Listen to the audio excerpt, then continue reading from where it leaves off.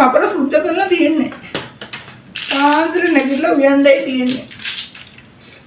දැන් ඉතින් අපිට නිදා ගන්න තමයි ඕනේ. නේද කුල්ලෝ? නෝනේ පැදුරේ කොට්ටක දුන්නා අපි මෙතන නිදා ගන්න.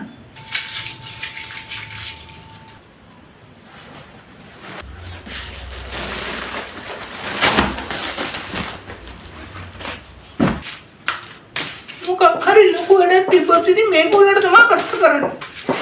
මේ කොල්ල වැඩට හොඳයි. කොල්ලෝ නේ පොඩේ හදවනි.